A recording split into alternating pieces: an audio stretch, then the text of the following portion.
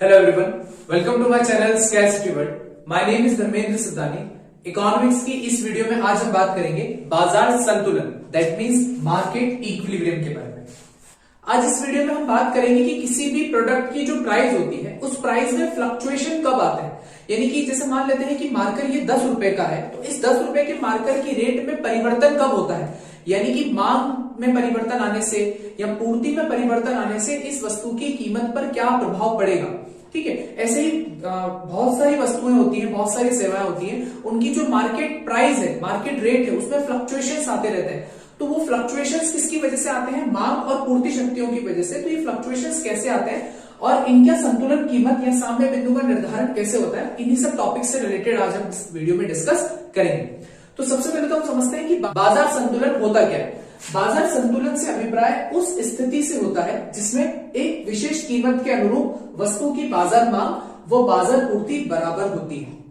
यानी कि किसी भी वस्तु की कीमत का संतुलन, कीमत का निर्धारण किस बिंदु पर होगा, जिस बिंदु पर वस्तु की बाजार मांग यानी कि उसकी डिमांड और उसकी पूर्ति यानी कि उसकी सप्लाई इक्वल होंगे. इक्वल यानी कि एक दूसरे को क्रॉस करेंगे, इंटरसेक्ट करेंगे, वहीं पर होगी वस्तु की कीमत का निर्धारण. जैसे हम इसको एक टेबल के थ्रू भी समझ सकते हैं कि मान लेते हैं कि किसी वस्तु की कीमत 5 रुपए थी. अब जब वस्तु की कीमत 5 रुपए थी तो उपभोक्ता ऐसी वस्तुओं की मालूम 50 इकाइयों की मांग कर रहे थे. जो उपभोक्ता थे वस्तु के बाजार मांग यानी कि सभी उपभोक्ताओं की मांग. तो सभी उपभोक्ताओं की मांग का योग कहलाता है बाजार मांग और सभी विक्रेताओं की पूर्ति का योग कहलाता है बाजार पूर्ति. तो जब वस्तु की कीमत 5 रुपए थी यानी जब कीमत कम थी तो मांग तो ज्यादा थी, क्योंकि हमने पढ़ा था कि कीमत अगर कम है तो मांग ज्यादा होगी लेकिन पूर्ति कम होगी, क्योंकि कीमत और मांग में होता है ऋणात्मक संबंध. तो कीमत कम है तो मांग ज्यादा होगी, लेकिन कीमत और पूर्ति में होता है धनात्मक संबंध. यानी कि जब कीमत कम है तो पूर्ति मात्रा भी क्या होगी? कम होगी. जैसे जैसे कीमत बढ़ रही है तो हमने पढ़ा था कि जैसे जैसे कीमत बढ़ेगी वैसे वैसे मांग मात्रा क्या होती रहेगी? कम होती रहेगी. और जैसे जैसे कीमत बढ़ती है वैसे वैसे पूर्ति मात्रा बढ़ती रहती है. ठीक है, तो संतुलन कहां होगा? जहां पर बाजार मांग और बाजार पूर्ति, मांग और पूर्ति दोनों एक दूसरे के क्या होंगे? बराबर होंगे. इसी अवस्था को कहते हैं बाजार संतुलन. बाजार संतुलन. तो बाजार संतुलन का अभिप्राय उस अवस्था से होता है या उस स्थिति से होता है जहां पर एक विशेष कीमत के अनुरूप वस्तु की बाजार मांग और वस्तु की बाजार पूर्ति एक दूसरे के बराबर होते हैं. और सेम टेबल को हमने यहाँ पर डायग्राम के वे में रिप्रेजेंट किया है. तो यही होता है बाजार मांग और बाजार पूर्ति के थ्रू संतुलन कीमत या संतुलन मात्रा का निर्धारण. यहाँ पर हम 4 चीजों का डिस्कशन करते हैं. जैसे ये जो बिंदु होता है इसको हम ई से रिप्रेजेंट करते हैं. ई का मतलब होता है इक्विलिब्रियम यानी कि साम्य बिंदु. ये होती है संतुलन कीमत. ये जो 15 रुपए है इसको हम कहेंगे संतुलन कीमत. ये संतुलन कीमत होती है. और ये जो 30 जो मात्रा आई है इसको हम कहते हैं संतुलन मात्रा. यहां स्पेस नहीं है, मैं यहां लिख देता हूं. ये होती है संतुलन मात्रा. तो जहां पर बाजार मांग और बाजार पूर्ति एक दूसरे को प्रतिच्छेद करते हैं वह होता है साम्य बिंदु या संतुलन बिंदु. ये होती है संतुलन कीमत और ये होती है संतुलन मात्रा. अब हम यहां पर 2 और पॉइंट समझेंगे. एक होता है अधिमांग और एक होता है अधिपूर्ति. अधिमांग या अधिपूर्ति क्या होती है? जैसे मान लो कि अगर किसी भी वस्तु की कीमत का निर्धारण मान लो हो गया 15 रुपए. ठीक है, क्योंकि बाजार मांग और बाजार पूर्ति शक्तियां दोनों एक दूसरे को यहां प्रतिच्छेद कर रही है, यानी कि कीमत का निर्धारण तो हो गया 15 रुपए. लेकिन अगर मान लो कि कीमत कम हो जाए, बाजार में किसी वस्तु की कीमत कम हो जाए, मान लेते हैं कि मार्केट की कीमत अभी मार्केट के अंदर 15 रुपए फिक्स हो गई है और किसी भी रीजन की वजह से अगर कीमत अगर कम हो जाती है तो कीमत कम होने से क्या प्रभाव पड़ेगा? तो जैसे ही कीमत कम होगी तो इससे होगा क्या? कीमत के कम होने से पूर्ति तो कम हो जाएगी, जो पूर्ति मात्रा है वो तो कम हो जाएगी, क्योंकि कीमत के कम होने की वजह से जो विक्रेता थे उनको तो लॉस होगा, तो पूर्ति वक्र पीछे की तरफ आ जाएगा, कम हो जाएगी. लेकिन कीमत कम होने की वजह से मांग बढ़ जाएगी, क्योंकि जो ग्राहक थे वो ज्यादा से ज्यादा वस्तु की मांग करने लग जाएंगे. तो यदि कीमत संतुलन कीमत से कम हो जाती है, ध्यान से सुनिएगा, यदि कीमत संतुलन कीमत से कम हो जाती है तो बाजार पूर्ति की तुलना में बाजार मांग अधिक हो जाती है. तो इस अवस्था को मान लो, इस पॉइंट को हम नाम दे देते हैं ए और बी बिंदु. तो इस ए और बी बिंदु पर कहलाती है अधिमांग. इसको बोलते हैं हम अधिमांग. अधिमांग किसे कहते हैं? यदि कीमत संतुलन कीमत से कम हो जाती है तो बाजार पूर्ति की तुलना में बाजार मांग अधिक हो जाती है, इसलिए इसको कहते हैं अधिमांग. और अधिपूर्ति किसे कहते हैं? तो यदि कीमत संतुलन कीमत से बढ़ जाए, मान लो कि प्राइस जो है वो 15 रुपए से बढ़कर 25 रुपए हो गई है, तो जो मांग करने वाले व्यक्ति थे, जो ग्राहक थे, वो नहीं खरीदेंगे उस प्रोडक्ट को, है ना, उसकी मांग मतलब कम कर देंगे। लेकिन जो विक्रेता थे वो अपनी पूर्ति बढ़ा देंगे, वो रेडी टू सप्लाई, मतलब वो जो माल बेचने को रेडी थे वो अपनी सप्लाई को, स्टॉक को बढ़ा देंगे ताकि उनका ज्यादा से ज्यादा प्रोडक्ट बिक सके ज्यादा कीमत पर, क्योंकि उनको तो पैसा कमाना है। तो कीमत बढ़ने पर क्या होता है, मांग हो जाती है कम, पूर्ति हो जाती है ज्यादा, तो इसको बोलते हैं अधिपूर्ति। अधिपूर्ति इसको कहा जाता है। तो ये थी अधिमांग, ये थी अधिपूर्ति। तो जब कीमत संतुलन कीमत से बढ़ जाती है तो बाजार मांग की तुलना में बाजार पूर्ति अधिक हो जाती है, तो उसको बोलते हैं अधिपूर्ति। और जब कीमत जो होती है वो संतुलन कीमत से कम हो जाती है तो बाजार पूर्ति की तुलना में बाजार मांग अधिक हो जाती है, इसलिए इसको कहते हैं अधिमांग। आई होप आपको ये चारों टॉपिक समझ में आ गए होंगे कि बाजार संतुलन क्या होता है, संतुलन कीमत, संतुलन मात्रा क्या होती है, और अधिमांग और अधिपूर्ति क्या होती है। अब हम बात करते हैं कि मांग और पूर्ति शक्तियों में परिवर्तन आने से बाजार की कीमत, जो संतुलन कीमत होती है किसी भी वस्तु की, उन पर कैसे कैसे प्रभाव पड़ते हैं। जैसे मान लेते हैं कि किसी भी वस्तु की कीमत 15 रुपए फिक्स हुई है, ठीक है। अब ऐसा तो नहीं है ना कि उस वस्तु की कीमत हमेशा ही 15 रुपए होगी, उसकी कीमतों में परिवर्तन आएंगे, कभी तो कीमत बढ़ जाएगी, कभी कीमत कम हो जाएगी।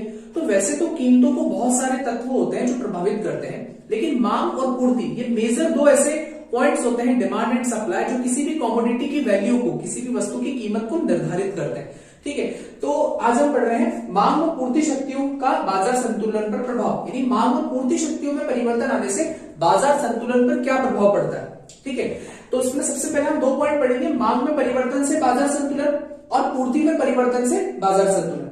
तो पहले अभी हम पढ़ रहे हैं मांग में परिवर्तन से, मतलब मांग में वृद्धि होने पर या कमी होने पर बाजार संतुलन पर क्या प्रभाव पड़ेगा, ठीक है। मैं आप लोगों को इस वीडियो में सिर्फ डायग्राम के थ्रू एक्सप्लेन करूंगा, जो इसकी व्याख्या है वो व्याख्या आपको नोट्स के थ्रू मिल जाएगी, और नोट्स की जो लिंक है, नोट्स की लिंक मैं आपको डिस्क्रिप्शन बॉक्स में दे दूंगा, तो आप वहां से डाउनलोड कर सकते हैं कोई भी नोट्स, ठीक है। तो मांग में वृद्धि होने से और मांग में कमी होने से बाजार संतुलन पर क्या प्रभाव पड़ेगा उसको हम समझते हैं। सबसे पहले हम बात करते हैं कि मांग में वृद्धि होने पर क्या होगा। तो उससे पहले मान लो कि हमने एक डायग्राम बनाया, जैसे ये मांग का डायग्राम है, ठीक है। हमें पता है कि मांग का जो डायग्राम होता है वो ऋणात्मक बनता है, और ये होता है पूर्ति का डायग्राम।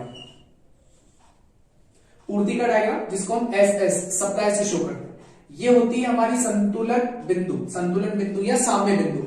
यहां हो जाती है हमारी संतुलन कीमत और यहां हो जाती है हमारी संतुलन मात्रा। ये चार देखो, मांग, बाजार पूर्ति, दो चीजें, संतुलन कीमत, संतुलन बिंदु, संतुलन कीमत, संतुलन मात्रा। इन चीजों के निर्धारण के बाद हमें बताना है कि मांग में परिवर्तन आ रहा है, और परिवर्तन भी कैसा आ रहा है, वृद्धि का। या तो आपको एग्जाम में डायरेक्ट क्वेश्चन दे देगा कि मांग में वृद्धि से बाजार संतुलन पर क्या प्रभाव पड़ेगा, चित्र सहित व्याख्या करें। तो आपको पता है कि मांग में वृद्धि करनी है, तो डायरेक्टली क्या करिए, आपने मांग बढ़ा दी। ये देखो मांग का डायग्राम, जैसे मैंने यहाँ पर आपको राइट साइड शिफ्ट कर दिया, है ना।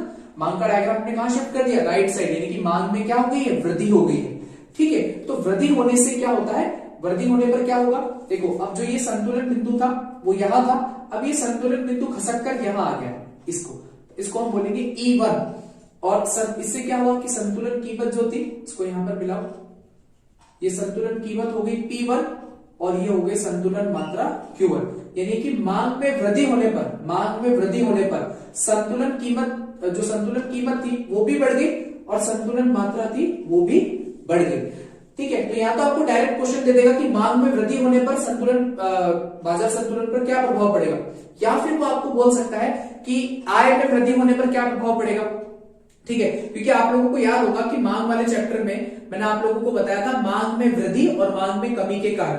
जैसे मांग में वृद्धि किन किन कारणों से होती है, जैसे उपभोक्ता की आय में वृद्धि हो जाए, या फिर भविष्य में कीमत बढ़ने की संभावना हो, तो आज ही आप मांग ज्यादा कर दोगे, इससे भी मांग बढ़ सकती है। या फिर आप लोगों की उपभोक्ता अधिमान में अनुकूल प्रभाव आ जाए, मतलब कोई भी ऐसा प्रोडक्ट है जो आपको पसंद आने लगा है, रुचि, फैशन या आदतों में आपका अनुकूल प्रभाव पड़ जाए, उससे भी मांग बढ़ सकती है, ठीक है। और भी ऐसे कई कारण होते हैं जिससे मांग में वृद्धि होती है। तो या तो आपको उन वृद्धि वाले पॉइंट के थ्रू क्वेश्चन दे देगा, या फिर वो आपको डायरेक्ट ही बोल देगा कि वस्तु की मांग में वृद्धि से बाजार संतुलन पर क्या प्रभाव पड़ेगा। तो जैसे ही आपने मांग में वृद्धि करी तो संतुलन कीमत और संतुलन मात्रा दोनों में ही क्या होगी, वृद्धि होगी, ठीक है। तो आप यहाँ पर बता सकते हैं संतुलन कीमत, और यहां बता सकते हैं संतुलन मात्रा। तो एक तो हम इस तरीके से डायग्राम के थ्रू उसको समझा सकते हो, फिर इसके नीचे हमें व्याख्या करनी पड़ती है और निष्कर्ष निकालना पड़ता है। तो व्याख्या और निष्कर्ष मैं आपको अभी वीडियो में नहीं बता रहा हूं, वो आप मेरे नोट्स में से देख सकते हैं, बहुत इजी है। व्याख्या कैसे करनी है कि सबसे पहले तो आप लोग डायग्राम खींचोगे, एक्स अक्ष, वाई अक्ष और मांग और पूर्ति शक्तियों के बारे में बताओगे। जहां मांग और पूर्ति शक्ति एक दूसरे को प्रतिच्छेद कर रही थी उसको कहते हैं संतुलन बिंदु, ये होती है संतुलन कीमत, ये होती है संतुलन मात्रा। फिर आप क्या लिखोगे कि बाजार मांग में वृद्धि के कारण डी मांग वक्र आगे की ओर खसक कर D1 हो गया है, और ये जो नया मांग वक्र है D1 ये एस पूर्ति वक्र को E1 बिंदु पर काट रहा है, जो कि नया संतुलन बिंदु है। और इस संतुलन बिंदु पर क्या हो रहा है, संतुलन कीमत जो थी वो 0P या OP, इसको अपन बोल देते हैं O यानी कि मूल बिंदु। तो जो संतुलन कीमत थी वो OP से बढ़कर OP1 हो गई है, और संतुलन मात्रा 0Q से या OQ से बढ़कर OQ1 हो गई है, यानी कि संतुलन कीमत और संतुलन मात्रा दोनों में ही क्या हो गई है, वृद्धि हो गई है। तो देखो व्याख्या तो आप याद कर लोगे, मुझे पता है, क्योंकि मैंने नोट्स के अंदर बहुत अच्छे से उसको एक्सप्लेन करके रखा हुआ है। लास्ट में आपको लिखना है निष्कर्ष। निष्कर्ष क्या निकालना है कि मांग में वृद्धि हो और पूर्ति पर कोई प्रभाव नहीं हो तो संतुलन कीमत और संतुलन मात्रा दोनों में ही क्या हो जाएगी, वृद्धि हो जाएगी। तो ये था पहला पॉइंट, मांग में वृद्धि का बाजार संतुलन पर प्रभाव। अब हम पढ़ते हैं मांग में कमी का। अगर आपको मांग में वृद्धि वाला पॉइंट समझ में आ गया ना, मांग में कमी बहुत इजी है, ठीक है। जैसे मान लो वापस से हमने क्या करा, ये मांग का डायग्राम बनाया डी, ये हमने पूर्ति का डायग्राम यहां पर बनाया एस। तो जहां पर मांग और पूर्ति शक्ति एक दूसरे को क्रॉस कर रही है वहां पर ई बिंदु का मतलब होता है संतुलन बिंदु का निर्धारण हो गया। ये हो गई हमारी संतुलन कीमत, ये हो गई हमारी संतुलन मात्रा, ठीक है। अब हमको मांग में करनी है कमी। किन्हीं भी कारणों की वजह से मांग में कमी आ सकती है, मान लो उपभोक्ता की आय कम हो जाए, है ना, या भविष्य में कीमत घटने की संभावना। कोई भी प्रोडक्ट की कीमत अगर घटने की संभावना है तो आप आज क्यों खरीदोगे उसको, भविष्य में खरीदोगे, तो वर्तमान में मांग कम हो जाएगी। तो या तो वो डायरेक्ट क्वेश्चन दे देगा या आपको इस तरीके से पॉइंट्स के थ्रू पूछ लेगा कि मांग में कमी से बाजार संतुलन पर क्या प्रभाव पड़ेगा। तो जो डी मांग वक्र है वो नीचे आकर, जैसे यहाँ पर D1 हुआ था तो आप यहाँ लिख दो D0 हो गया। अब ये कहां क्रॉस कर रहा है, SS पे यहाँ पर, तो इससे संतुलन कीमत हो गई कम और संतुलन मात्रा भी क्या हो गई, कम, ठीक है। सेम व्याख्या करेंगे और व्याख्या करने के बाद निष्कर्ष निकालेंगे कि यदि बाजार मांग में कमी हो और पूर्ति वक्र स्थिर हो, मतलब पूर्ति पर कोई प्रभाव नहीं पड़ रहा, तो संतुलन कीमत और संतुलन मात्रा दोनों में ही क्या होगी, कमी होगी। तो ये था मांग में परिवर्तन तथा बाजार संतुलन में परिवर्तन, ठीक है। अब अपन पढ़ेंगे कि पूर्ति में परिवर्तन होने से बाजार संतुलन पर क्या प्रभाव पड़ता है। अब पूर्ति में परिवर्तन से बाजार संतुलन पर क्या प्रभाव पड़ेगा, तो पूर्ति में भी परिवर्तन दो तरह से होगा, या तो वृद्धि होगी या कमी होगी, है ना। या तो सप्लायर ज्यादा सप्लाई करेंगे या फिर वो सप्लाई को कम कर देंगे। तो जैसे मान लो कि सप्लाई बढ़ जाती है, किसी भी कमोडिटी की सप्लाई बढ़ जाती है तो उससे क्या प्रभाव पड़ेगा, ठीक है। तो सप्लाई बढ़ने पर क्या होगा, तो देखते हैं यहाँ पर। देखो सबसे पहले हमने वापस मांग का डायग्राम बना दिया डी, यहां पर हमने पूर्ति का डायग्राम बना दिया एस।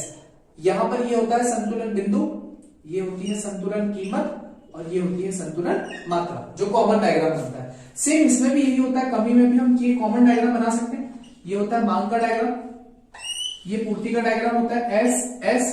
यहां पर होती है संतुलन बिंदु का निर्धारण हो जाता है, यहां पर संतुलन कीमत और ये होती है संतुलन मात्रा। ये चार, मतलब ये जो कॉमन चीजें हैं जो हर डायग्राम में आपको बनानी है। अब सप्लाई अगर कम हो जाए, सप्लाई अगर बढ़ जाए, किसी भी कमोडिटी की सप्लाई बढ़ा दो, मार्केट में कोई डिमांड नहीं कर रहा, डिमांड उतनी ही है, और अगर आप सप्लाई बढ़ा दोगे तो क्या होगा। आपको पता है कोई भी ब्रांडेड प्रोडक्ट की जो कंपनीज होती है, जैसे एक एप्पल के आईफोन्स ले लेते हैं, तो कंपनी डिमांड से कम ही सप्लाई करती है, क्योंकि उनको पता है कि अगर उन्होंने डिमांड से ज्यादा सप्लाई कर दी, जैसे मान लो कि कमोडिटी की डिमांड है, ये सप्लाई है कोई भी प्रोडक्ट की, अगर उन्होंने सप्लाई ज्यादा कर दी, अगर उन्होंने सप्लाई मार्केट में क्या कर दी, ज्यादा कर दी और डिमांड कम है, तो अब संतुलन होगा यहां पर, क्योंकि जो पूर्ति वक्र है वो मांग वक्र को यहां कट कर रहा है, क्रॉस कर रहा है, तो फिर वो क्या होगा, संतुलन कीमत क्या हो जाएगी, कम, मात्रा हो जाएगी ज्यादा। मात्रा भले ज्यादा हो जाएगी मार्केट में, लेकिन संतुलन कीमत क्या हो जाएगी, कम हो जाएगी, ठीक है। तो संतुलन कीमत कम और संतुलन मात्रा ज्यादा। तो इसमें आप क्या व्याख्या करोगे कि यदि मांग वक्र स्थिर हो और पूर्ति में वृद्धि हो, तो संतुलन कीमत कम हो जाती है और संतुलन मात्रा में क्या हो जाती है, वृद्धि हो जाती है। और सेम रूल हमारी लाइफ में भी अप्लाई होता है। जैसे से पहले मैंने दो डायग्राम बताया आपको, मांग में वृद्धि और मांग में कमी। तो जब आप लोगों की मांग बढ़ती है, जब पर आपके फ्रेंड सर्कल में, आपके परिवार में, आपके प्रोफेशनल वर्क एरिया में जब आपकी डिमांड बढ़ती है तो आपकी कीमत भी बढ़ती है, आपकी वैल्यू भी बढ़ती है।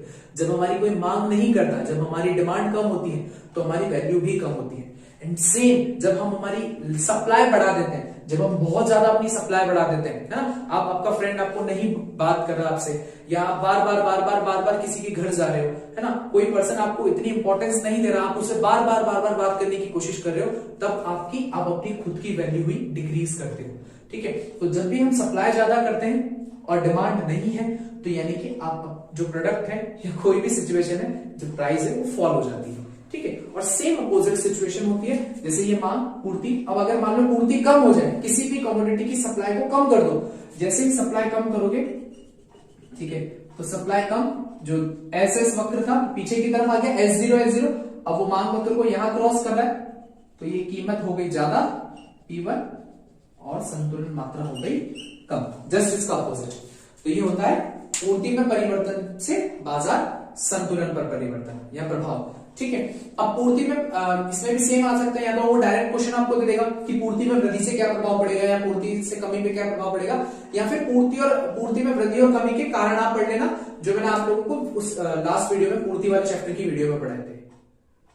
अब हम बात करेंगे बाजार मांग और बाजार पूर्ति अगर दोनों में ही परिवर्तन आते हैं, तो बाजार मांग और बाजार पूर्ति दोनों में परिवर्तन आने से बाजार संतुलन पर क्या प्रभाव पड़ेगा। तो यहां पर हम दो सिनेरियो लेकर चलते हैं कि मांग और पूर्ति दोनों में वृद्धि हो जाए, या मांग और पूर्ति दोनों में ही क्या हो जाए, कमी हो जाए। तो जैसे सबसे पहला पॉइंट है, मांग और पूर्ति दोनों में वृद्धि हो जाए तो बाजार संतुलन पर क्या प्रभाव पड़ेगा। जैसे यहां पर मैंने बाजार मांग और बाजार पूर्ति दोनों का डायग्राम बनाया है। अब यहां पर बाजार मांग को हम पहले बढ़ाते हैं, जैसे ही हमने मांग को बढ़ा दिया, तो ये मांग को बढ़ाने पर ये हो गई, जो डी मांग वक्र था वो आगे खसक कर क्या हो गया है, D1, और उतना ही हमने पूर्ति को बढ़ाया है, तो ये हमने पूर्ति वक्र को भी बढ़ा दिया, इसको हमने नाम दे दिया S1 और S1। यहां स्केल की सहायता से इसको हम बनाएंगे कॉपी के अंदर।